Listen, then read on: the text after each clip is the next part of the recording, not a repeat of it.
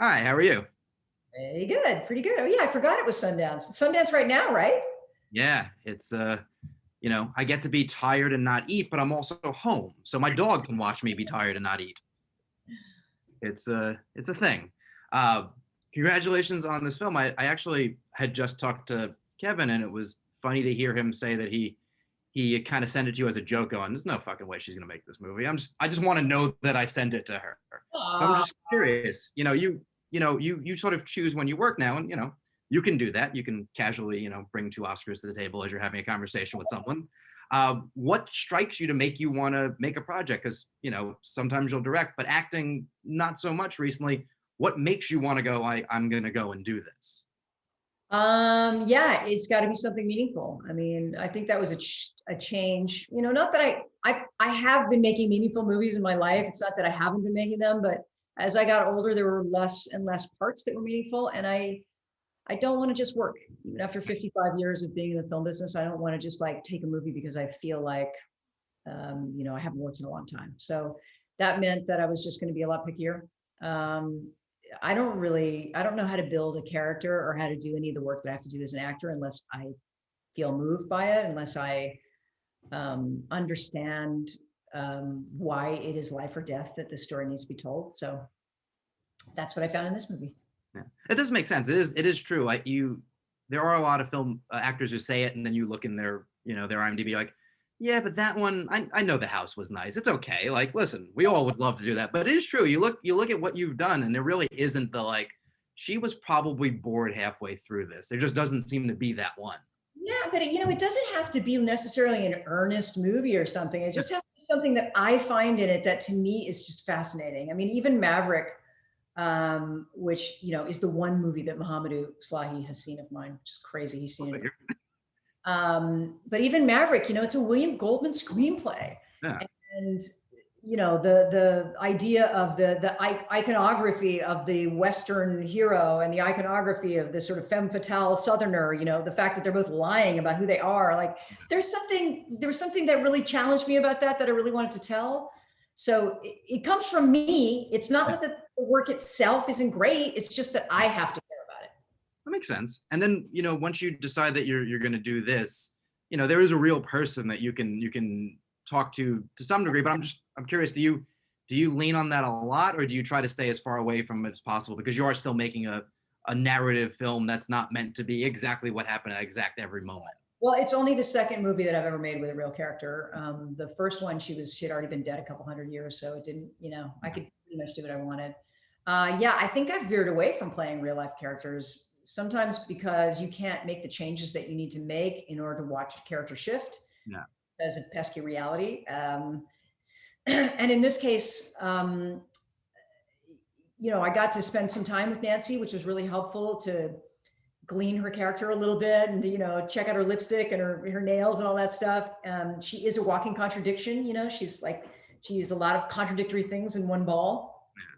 But I didn't feel like I needed to make an impersonation of her, because nobody was going to know what she talked like or what she walked like. And I didn't want to feel constrained by that. I wanted to be able to make some changes in her character that maybe exaggerated parts of her personality and then maybe squished other parts. So, for example, I'm a lot meaner in the movie than she is in real life, and a lot more rude. She's a very nice person, and she has a very she's very soft spoken. She speaks very slowly. Even though she's formidable, she has a very sort of very zen calmy way of talking. And I felt like that didn't really work for the movie. And I felt Yeah. like, you needed to feel that she was suspicious, that she was worried, that she was, is this guy lying to her? Is he not lying to her? Like I didn't want to see so much covering. I wanted to see the little bits of covering and then all the stuff on the inside, and to be able to watch those shifts happen over time so that she changes as she comes to really know and trust Mohamedou. That would I think going the other way would have made a less effective movie because you already have Shailene to be the empathetic, like, I believe him, like, let's get him McDonald's, we have to get him out. And you need the other person to be like, the law, the law is all I care about. Laurie Duncan, who she plays, Yeah. I have never met her, but I know that she's a very lovely person. But she's also a formidable character. Yeah. Like, not just a patsy, and not just like this, lovely young thing. She actually defends death penalty cases. Like, she's a tough lady. So we make these adjustments, and I think that the one thing that Nancy wants more than anything else was that Muhammad's story should be told. And in order to do that, you need to use the supporting characters in order to make that happen. Oh, yeah. And I think especially having experience doing that helps, even, you're just acting in the film, but having directed like Money Monster, I want people to enjoy the film, but there's also a point I'm making that you shouldn't leave just going, that was fun, what's for dinner? You should want to like discuss something that's going on. So it is all about finding a way to have someone have the most complete experience, because then they're going to talk about it. You can show people a lot of really important films that'll bore the shit out of them, and they're just never going to talk about it with anyone.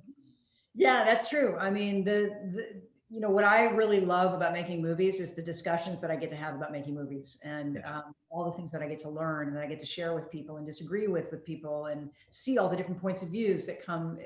It's a tool. Art is a tool to be able to, help you become a more thoughtful and full and complicated person. Yeah. For sure. And like just because we mentioned it a minute ago, I do think, not that it matters now, but I think you guys were just like a year or two early on Money Monster. I think if it had come out like a year ago, it would have caught on in a big way, just because all the things that people are pissed off about, that movie's pissed off about like early, 3 years ago, 4 years ago. Yeah, it was, we came out in 2016 before the primaries. So kind of like just before Donald Trump primaried, or it was right around there. So yeah, we probably were a little bit early. But whatever. I love that movie. I know it's not everybody's favorite, but it's definitely a film I love. No, I liked it, and any movie that uses Springsteen in the trailer, I'm going to be in for it. So Yeah, I was very. Sorry about that. It was not my choice. You might have liked it. I was. No. Yeah, it's not the movie you see, but it's the way to get people into the movie. So I understand why it was there. Yeah. And just as we wrap up, like everyone else, for the last like year, you've had to do very little. Like, what keeps you sane and not, crawling up the walls every day at this point? I'm not a wall crawler. Like, I really like my time at home. I really like to read. I like to watch movies. I like to think a lot. I don't have a problem being alone. I do not miss socializing that much. So it hasn't been as bad for me as other people, but I have young kids. They're adults, but I have, it's been hard on the kids, and I'm glad that now they're both in college, and I feel better. Like, at least they're having some contact with other people. But also just watching other people suffering. I think that's really been the hardest part, just seeing other people that don't have the opportunities that I have. For sure. Well, I mean, I think having, the ability to cope like that is great. And also having now a movie that you're in, like you said, you like watching movies. Now other people can watch something you're in. And I think it's a bonding thing that we don't really get anymore. Like, I'm really lucky. We wrapped the movie just as the virus started kind of like taking off. So I think they were wrapped the first week of February of 2020. One of the last movies that was able to complete during the virus before the shutdown. I can only imagine. My birthday was the day before shutdown in New York, so my time with friends was spent going, not going to see you for a while, I don't think.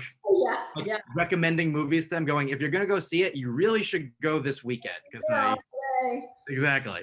But thank you so much for doing this. Congratulations again. I think this is something to really be proud of, and I think the conversation will be really important, which is even better.